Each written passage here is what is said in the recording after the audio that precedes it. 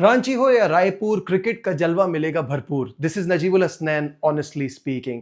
What a fantastic game of cricket again. क्या series जा रही है, सीरीज 1-1 से बराबर है, होनी भी ऐसे ही चाहिए थी। मैंने पिछली वीडियो में भी कहा था 11 पे 3 होने के बावजूद भी साउथ अफ्रीका इतनी एंड तक पहुंचा, यानी वो 1 मिनट भी गेम से बाहर नहीं हुए थे। हार जीत तो खेल का हिस्सा है, आज भी ऐसा ही हुआ। 358 रन भी कम पड़ गए।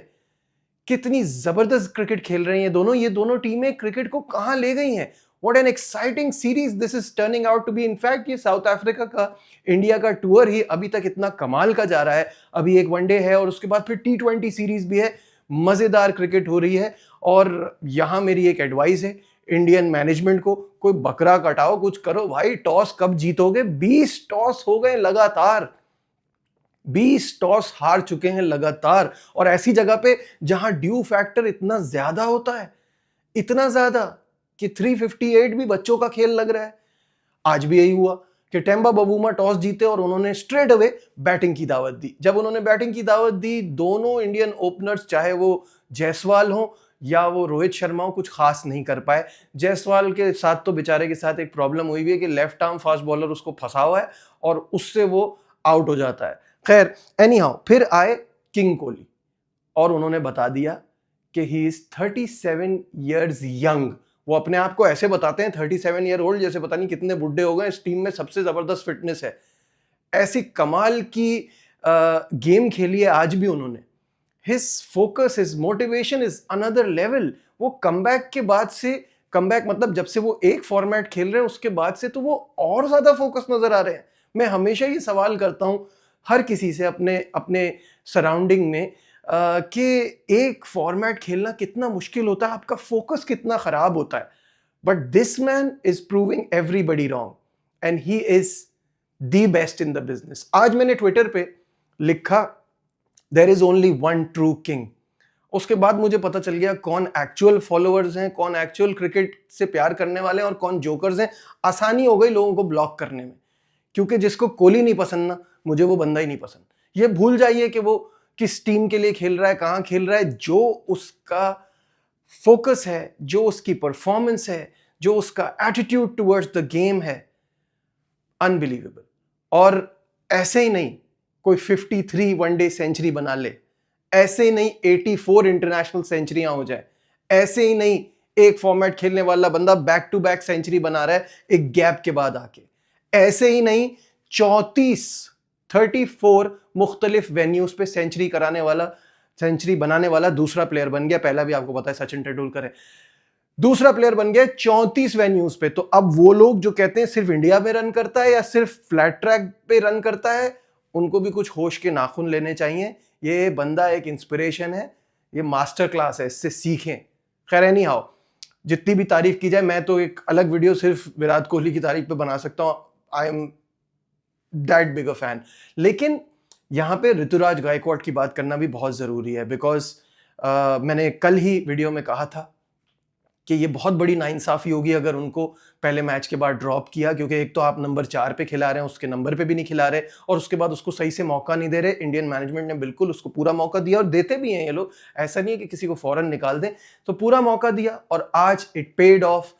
What a brilliant century, what a knock. इस बंदे का फ्यूचर बहुत ब्राइट है। ये जिस तरह से खेला है ना, इसकी अब जगह पक्की होगी, देख लीजिएगा। और मैंने बड़ा एंजॉय किया गेम को। खैर एनी हाउ, तो हम ऋतुराज गायकवाड से आगे बढ़ते हैं। केएल राहुल के 66 ऑन 43 डिलीवरीज, और उसके बाद वॉशिंगटन सुंदर और रविंद्र जडेजा ने गेम को थोड़ा सा स्लो किया। वॉशिंगटन सुंदर ने 8 बॉलों पे 1 रन किया है और जडेजा ने 27 बॉलों पे 24 रन किए। तो वही बात जो मैं सोच रहा था कि कहीं यहाँ पे 20-25 रन कम तो नहीं बने, क्योंकि यहाँ पे एक तो जबरदस्त विकेट है, ऊपर से ड्यू फैक्टर आगे बहुत ज्यादा आएगा, जो कि आया।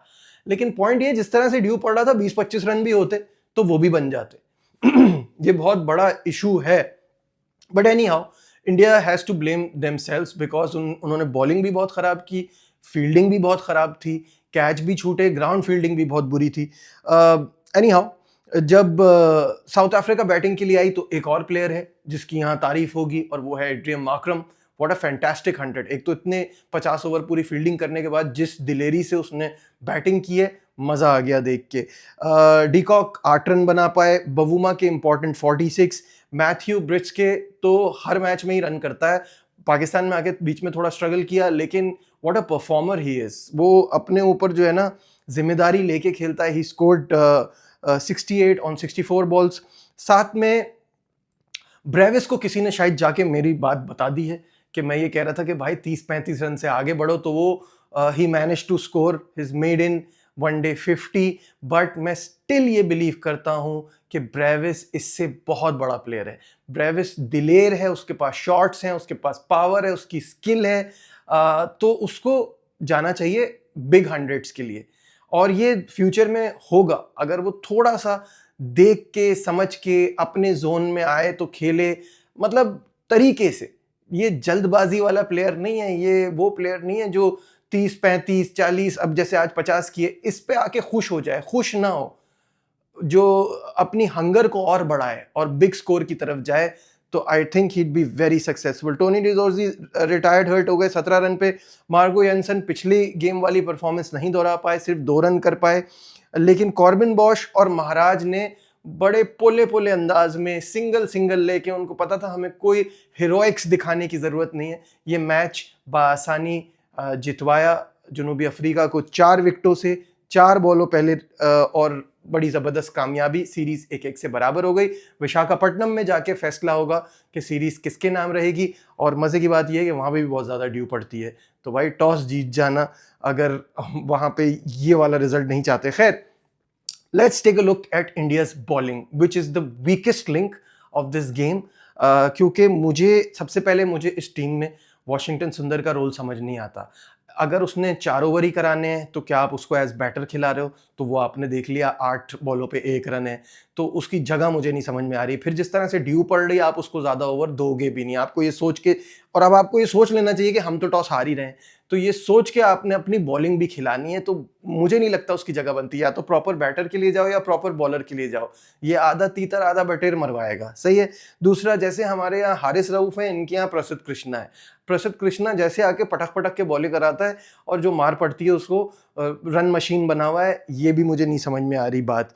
दूसरा, हर्षित राणा कितना रोतू है यार। मुझे पहले ये फीलिंग नहीं आ रही थी। वो वाइड हो रही है तो कह रहा है पैड पे लगी है, बाद में दिखा रहे हैं पैड पे नहीं लगी।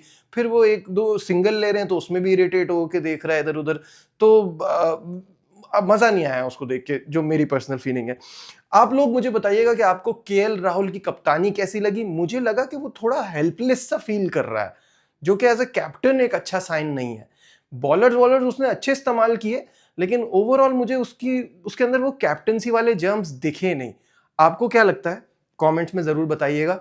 और चलते चलते ये भी बता दूं आपको कि कल, और आपको पता ही होगा जाहिर है, कि कल से एशेस का ब्रिस्बेन टेस्ट, जो कि डे एंड नाइट टेस्ट है, वो शुरू हो रहा है और बहुत मज़ा आएगा।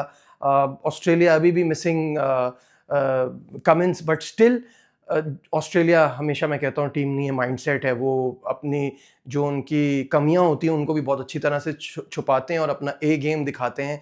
क्या होगा? क्या ये पिंक बॉल, जिसमें ऑस्ट्रेलिया ऑब्वियसली बहुत ज़्यादा स्ट्रॉन्ग भी है, क्या इसमें इंग्लैंड कमबैक कर पाएगा या नहीं? बताइएगा ज़रूर। और देखते रहिए नजीबुल हसनैन ऑनेस्टली स्पीकिंग।